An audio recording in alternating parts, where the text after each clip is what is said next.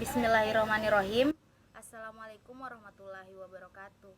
Kami dari kelompok 3 akan menjelaskan apa itu audit dalam koperasi syariah. Sebelumnya perkenalkan, nama saya Nur Fadila Dewi, NIM 602022019-206, Prodi Ekonomi Syariah 6, kelompok 6. Di sini saya akan menjelaskan apa itu koperasi.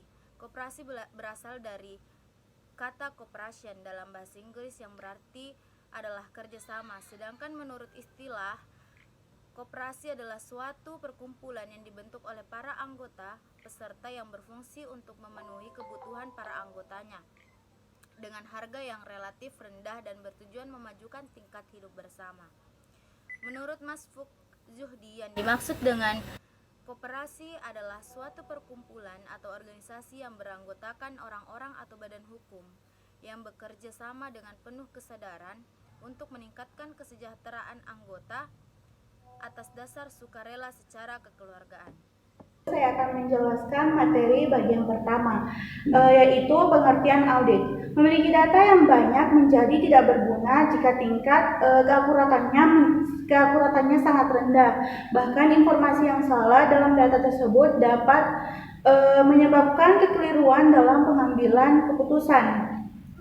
Kesalahan pengambilan keputusan tersebut bisa berimbas pada bisnis yang tidak berkembang atau bahkan mengakibatkan kerugian dalam skala besar. Nah, agar potensi kekeliruan informasi dalam data tersebut tidak terjadi, biasanya sebuah bisnis atau perusahaan akan melakukan suatu hal yang dikenal dengan istilah audit.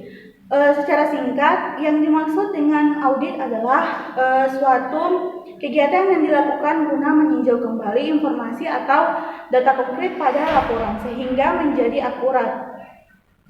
Meski terlihat sepele, proses ini memiliki peran yang sangat besar dalam kinerja sebuah perusahaan atau bisnis. Setiap pebisnis atau pemilik perusahaan sebaiknya melakukan audit agar dapat mengambil keputusan yang tepat sesuai dengan data yang terkumpul.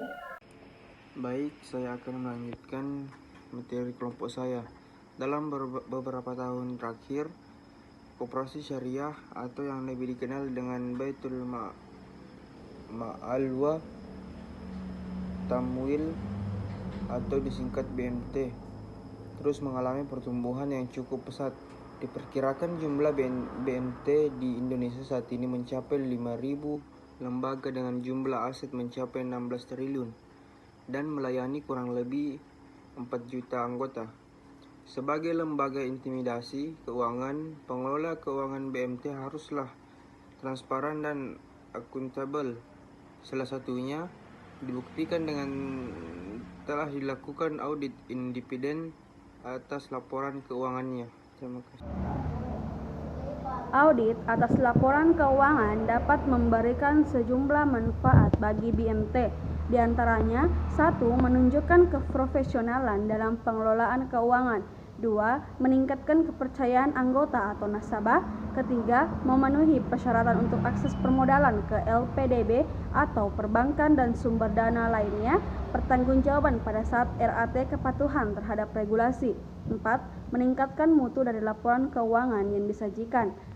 Untuk itu, kami menyediakan jasa audit laporan keuangan untuk BMT, KPPS atau USPPS atau LKMS Kepontren. Jasa audit yang kami kerjakan berada di bawah supervisi Kantor Akuntan Publik atau KAP, rekanan kami yang terpercaya. Kami berkompeten melakukan audit laporan keuangan BMT. Hasil audit kami akan memberikan pernyataan, pendapat atau opini mengenai kewajaran laporan keuangan sesuai dengan standar akuntansi keuangan untuk BMT, yaitu SAK Etap dan SAK Syariah. Saya akan melanjutkan materi kelompok saya.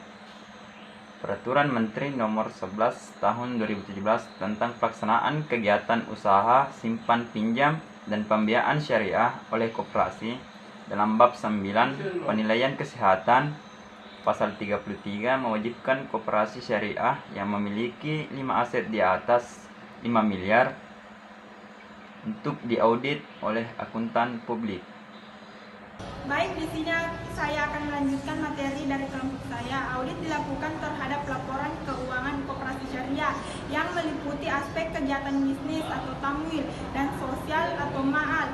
Laporan keuangan koperasi syariah yang lengkap terdiri dari laporan posisi keuangan atau neraca, perhitungan hasil usaha, laporan arus kas, laporan perubahan ekuitas, laporan sumber dan penyaluran dana zakat, laporan sumber dan penggunaan dana kebijakan